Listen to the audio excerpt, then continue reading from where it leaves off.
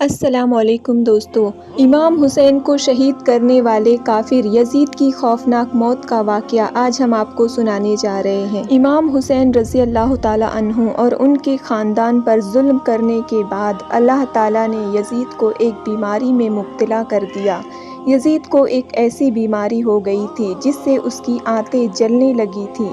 وہاں کے سارے بڑے سے بڑے حکیم پریشان ہونے لگے تھے کہ یہ کیسی بدترین بیماری ہے کہ یزید کا پیٹ اندر سے اپنے آپ ہی ختم ہو رہا ہے۔ پیٹ اندر ہی اندر سڑ رہا تھا اور اس بیماری میں یزید کو اتنی زیادہ پیاس لگتی تھی کہ یہ بدبخت پانی کے لیے تڑپتا تھا، لیکن جب اسے پانی پلایا جاتا تو یہی پانی اس کے پیٹ کو جلاتا تھا اور اس کے بعد وہ ظالم اپنا سر پیٹتا رہتا تھا۔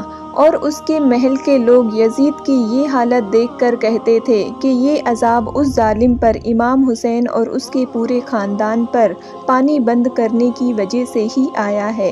اس کی یہ حالت دیکھ کر محل کے لوگ کہتے تھے کہ کیا فائدہ ایسی بادشاہی حاصل کر کے جو ایک بوند پانی کو بھی ترساتا ہے۔ ایک دن یزید نے اپنی اس بیماری کی حالت میں اپنے بیٹے معاویہ کو بلایا اور اپنے بیٹے معاویہ سے کہنے لگا، بیٹا یہ بیماری میری جان لے کر ہی چھوڑے گی۔ اے میرے بیٹے، میرے بعد تم کو ہی بادشاہ بننا ہے، تم ہی اس تخت کے مالک بنو گے۔ جس کے بعد یزید کے بیٹے نے اپنی نظروں کو اٹھا کر کہا، اس تخت پر تو امام حسین رضی اللہ تعالیٰ عنہ کا خون لگا ہے۔ کیا تم یہ چاہتے ہو کہ جیسے دنیا تم پر لعنت کر رہی ہے ویسے ہی مجھ پر کرے؟ ہرگز نہیں، نواسے رسول کے خون سے آلودہ ہے یہ تخت، ایسے تخت اور بادشاہی پر میں لعنت کرتا ہوں۔ یزید اب حیرت سے اپنی ہی اولاد کو دیکھ رہا تھا اور یزید کے محل کے لوگ اب افسوس کر رہے تھے۔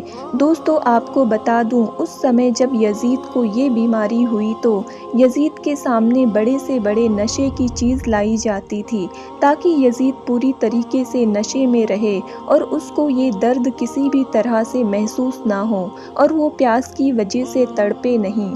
ایسا ہی نشے کی حالت میں ایک دن یزید اپنے سپاہیوں سے کہنے لگا، میرا وہ بندر کہاں ہے جو میرے ساتھ رہتا ہے؟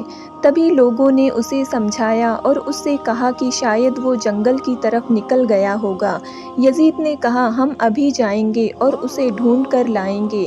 جیسے ہی وہ اپنے بندر کو ڈھونڈنے کے لیے اپنے سپاہیوں کے ساتھ گھوڑے پر بیٹھ کر باہر نکلا تو گھوڑے نے امام حسین رضی اللہ تعالیٰ عنہ کے اس قاتل کو اپنی پیٹھ سے گرا دیا اور یزید کا پیر گھوڑے کی رکاب میں پھنس گیا اور اس کے بعد وہ گھوڑا دوڑنے لگا اور یزید زمین پر گرتے گرتے زمین پر تڑپتا رہا اور وہ گھوڑا اسے کافی دور تک گھسیٹتے ہوئے دوڑتا رہا۔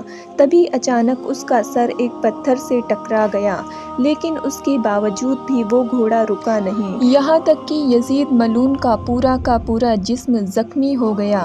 اور جب وہ گھوڑا رکا تو یزید کی فوج نے دیکھا کہ یزید کی موت ہو چکی ہے۔ اس کی فوج نے یزید کی لاش کو دیکھا تو وہ فوج خود کہنے لگی، امام حسین رضی اللہ تعالیٰ عنہ کے قتل کی یہی سزا ہے۔ دوستو آپ کو ہماری یہ ویڈیو کیسی لگی کمنٹ کر کے ضرور بتائیے، اور بھی اس طرح کی انفارمیٹیو ویڈیو دیکھنے کے لیے ہمارے چینل کو ابھی سبسکرائب کر لیں۔